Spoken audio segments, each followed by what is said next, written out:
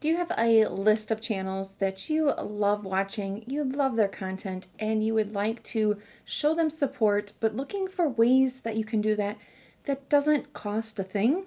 This video is for you because I'm going to give you the top 10 things that you can do for free. We're going to count down starting with number 10. Follow them on all their social media accounts. I can tell you from this side of the camera, it is a challenge to put up content on all of the platforms that are out nowadays, so it is greatly appreciated. If they have an email list, then join it.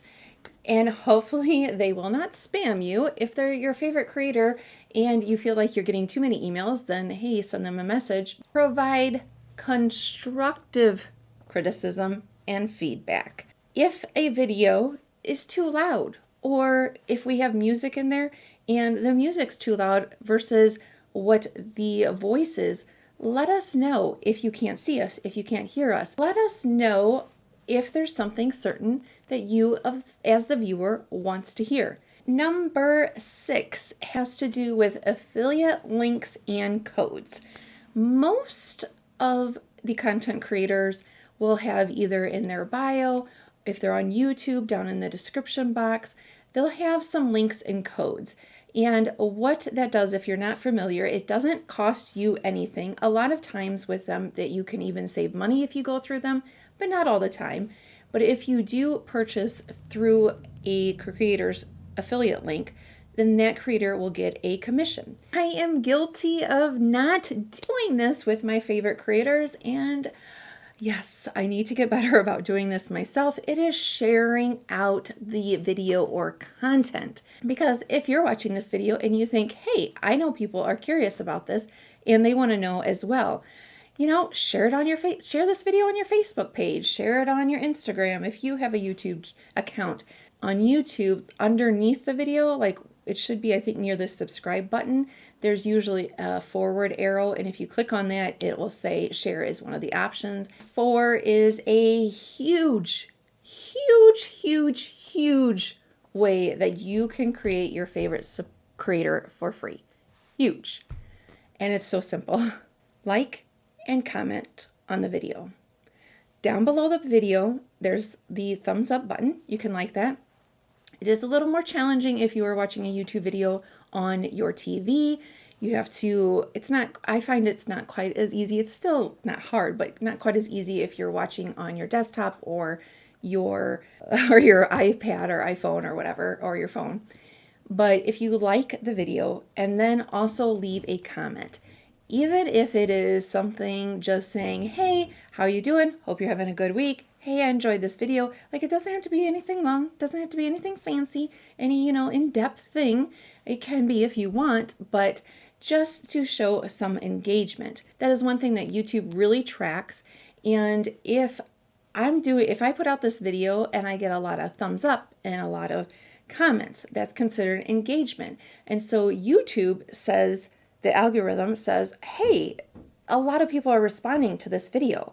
So we're going to push it out and share it and have it be on the suggested page of more people so they can watch it. And I think that we have all become pretty accustomed with streaming services of just skipping those ads and not really watching them.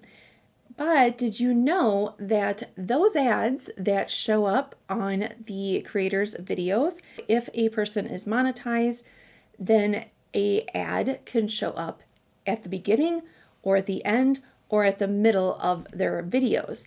And if you watch that video, if you have ad blocker, if you turn it off, then the creator gets money for that. It's not always a huge amount, and I can't really say the amount because it fluctuates daily and with every video. It is just dependent on what the advertisers want to pay. Subscribe to the channel.